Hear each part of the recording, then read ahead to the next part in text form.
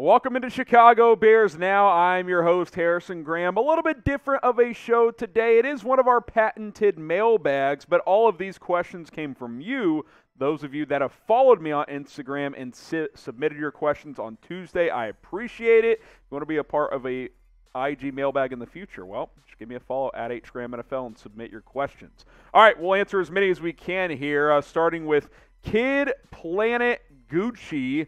Do you think that Vilder will be cut this offseason? And also, we need to put Robinson in more slot situations like they do with Adams from Green Bay. So let's start with Vilder, then we'll get to some A-Rob thoughts. I don't think they'll cut him because he's a young player with experience now that's very cheap. He's at least worthy of a roster spot, but you clearly are going to have to upgrade at CB2 unless Kendall Vilder just plays remarkably well the rest of the season. If he doesn't show clear improvement and growth, I think he's got a place on this roster as a backup, a depth piece, maybe a special teams player, but as a starting outside corner, probably not. Maybe you can try him at nickel next year. We'd have to wait and see. So those are my thoughts on the Vilder situation. As far as A-Rob goes, he actually has played some slot. Wide receiver. Now, you could certainly play him there more to try and get him with some mismatches on safeties, occasionally a linebacker, etc. But they actually have played him in the slot a decent amount. Now maybe not as much as we would like, but he has played some slot receivers. So I get that point. You could certainly play him there more, but it's not like they haven't done it at all. Now, again, all these questions came from Instagram, so give me a follow at HGramNFL. Already over 200 followers, and I just launched this bad boy a couple of days ago, so shout out to all of you. If you've already followed me, I appreciate it. And if you haven't, go check me out on Instagram. More Bears and NFL content coming your way over there at HGramNFL. And every once in a while, we'll do one of these Instagram-only mailbags where we take your questions from there, so be sure to follow me for those opportunities. Okay, let's get to our next question here. J.S. Webster says, I know people are high on current offensive coordinators to coach. I would prefer someone with head coaching experience. Orlovsky, Dan Orlovsky of ESPN, claims Dan Mullen from Florida is a good candidate. I would prefer Ryan Day. Thoughts? I would also take Ryan Day over Dan Mullen for a couple of reasons. One, the work overall he's done at Ohio State has been incredible, especially with quarterbacks. And two, he coached Justin Fields. Like, he knows Justin Fields' strengths and weaknesses maybe better than anyone on the planet. Now, there's a lot of buzz around Dan Mullen, what his future looks like. He got fired from the University of Florida, but there is a theory out there that he could be like Cliff Kingsbury. Remember, Cliff Kingsbury got fired from Texas Tech, but a great offensive mind, kind of lazy as a college football recruiter. College head coaches kind of have two full-time jobs: coaching, recruiting. You don't have to recruit in the NFL. You just got to coach. Dan Mullen's a good offensive mind that's worked with a lot of quarterbacks over the years. Dak Prescott, Tim Tebow in college. Who's the kid that went Alex Smith back in the day, and then the kid last year that went pro from Florida, Kyle Trask, who's with the Buccaneers now. He's had a good track record with college quarterbacks, and I think Justin Fields is a guy that would fit the type of offense he wants to run. So I'm not completely down on the Dan Mullen idea, but if you ask me one of these two, I would probably prefer Ryan Day. But there's obviously going to be a lot of candidates out there that the Bears consider if they fire Matt Nagy, which I think they will. So let's ask you guys. Who is your dream head coach for the Chicago Bears? This is going to be the pinned comment on today's video. So if you get hit with a YouTube ad break, go ahead, scroll on down, and let us know who your dream head coaching target will be for the Bears. All right, Diaz, what similarities do you see in Trubisky and in Fields? Bear down. I've actually seen people ask me this. Better quarterback. What are the similarities, the differences?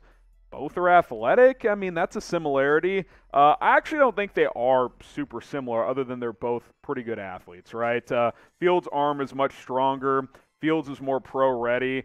He's definitely more advanced than Trubisky was as a rookie, even if the statistics don't really show that. The really advanced statistics will. He can throw the ball downfield with more accuracy, with more conviction than Mitch ever could. But Mitch has his strengths as well. You could argue maybe Mitch at this point in time is slightly more accurate on the underneath quick passing stuff. That's an area Fields needs to improve, but I actually don't think there are a ton of similarities at the end of the day. So who do you think is the better quarterback? Type JF for Justin Fields. Type MT for Mitchell Trubisky.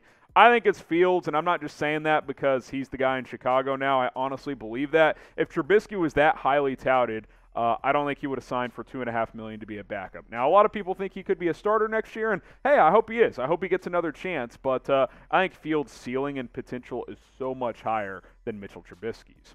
Now, before we get to our next Instagram question from you guys, I want to tell you guys about today's presenting sponsor. That is BetUS, our sportsbook partner here at Chicago Bears. Now, make some money all season long. I went 3-2 this past week, another winning week for your boy here. Go to chatsports.com/Bears, promo code BEARDOWN, and put down $100. They'll give you $125 for free, and you guys can make some money all season long with BetUS. Go bet on the NFL. Go bet on the NBA. Bet on the Chicago Bulls. They've been tremendous, although they got spanked by the Pacers the other night. Chatsports.com/Bears. Use our promo code BEARDOWN. Let's keep it moving here. Mr. Gentleman 195. Hey, Harrison, this is Nixon. Since the Bears season is not going well, why don't you start focusing on the NFL draft? For example, like top 10 or top 5 ranking for each positional need. Well, Mr. Gentleman, and you can just go to me full screen generic here, Jeffrey, this is why you subscribe, because hey, we are going to do stuff like that. We are going to do more draft videos. We are going to do free agency coverage leading up to the offseason. We will start doing videos that look ahead to the future, to 2022. We've done coaching replacement videos. Draft, free agency, that stuff will come. Trust me on that one. Make sure you guys hit that subscribe button, youtube.com/BearsNow, and do not miss any of our videos, including future draft coverage. Okay, let's keep it going here. Eric, CLGA or DGA, CLGA, who could step in as the interim coach, assuming Matt Nagy gets fired? So obviously, there's that report that Nagy could get fired after the Lions game. He has dismissed that, but we'll see what happens if they lose. I think it could happen. I assume it would be Chris Tabor, right? The guy who, the special teams coordinator. I mean, he's the guy who coached when Nagy had COVID. So why would I think anything different? But yeah, I think it would likely be him. I mean, other candidates you could put John DeFilippo there. You could put Mike Pettin there, who has head coaching experience. You could promote Bill Lazor or Sean Desai. It doesn't really matter. That's the thing. Who really cares who the interim is, as long as you're sending that message of, hey, like, Matt Nagy's gone. We're moving in a new direction in 2022. So you tell me, predict it. Will Matt Nagy get fired after the Lions game? Type Y for yes, type N for no. If they lose, it's going to be hard to keep them. I mean, the poor guy is hearing fire Nagy chants at his son's high school football game, which is totally uncalled for, by the way, if you ask me. But yeah, if you lose to Detroit on Thanksgiving, it's not going to be good for Mr. Matt Nagy. Keep it going. Jim G. Bear asks, how did the Smokin' J become the star for the rating system? So, if you guys don't know what he's talking about, we'll just show you guys real quick the Smokin' J rumor meter, which is as follows. 0 Smokin' J's equals fake news. 1 Smokin' J equals barely true. 2 Smokin' J's means people are talking. It's 50-50, firmly in that rumor meter. 3 Smokin' J's, it's pretty likely. And then 4 Smokin' J's bear down. Obviously, Smokin' J, I'm not referring to smoking marijuana. I'm referring to Smokin' Jay Cutler, because that was a meme from back in the day when he was the Bears quarterback. Honestly, it just came to me one day because all of our big shows here at Chat Sports have these different rumor meters. Mitchell Renz of the Raiders Report has one. Tom Downey has one on Cowboys. And one day I was like, how about the Smokin' Jays? And it just stuck. And I firmly believe we have the best rumor meter here at Chat Sports. That is my opinion. So that's how it happened. I was like, hey, what do y'all think of this? And they were like, cool, let's do it. And ever since, that is what we have rolled with. Grade the Smokin' J rumor meter if you love it. Give me an A grade. If you think it's stupid, type F. If you're like, I don't really care, you can give me a C. Come on. We all know it's an A. It is an elite rumor meter at the end of the day. So give us an A on it, or, hell, if you think it sucks, type F. Dominic Sutter, I think, gets the final word here. Do you think it's better to trade A-Rob for what we can get right now, or do you think he could flourish with the new coach and scheme next season? Talking, of course, in a tag and trade scenario for the first option. Yeah, because obviously the trade deadline is passed. So what he's saying is, would you rather tag and trade A-Rob, or would you rather bring him back with the new coaching staff? like most big-name free agents, it's going to come down to price and trade value. If you're going to tag and trade him, you need to be sure you can get a decent package for him, because what you don't want to do is tag him, which will be over $20 million a year, and then teams are like, no, we're not going to trade for that contract. So you would have to gauge that and try and feel that out. But with his production dipping this year, could you just re-sign him for like $14, $15 million a year instead of the 20 plus it was going to cost last offseason? Could be an option as well. It might all depend on how he finishes this season. What do you guys think will happen? What will happen with Allen Robinson in 2022? I'll give you 3 options. Type K for keep him, a.k.a. re-sign him. Type T for trade him, tag and trade.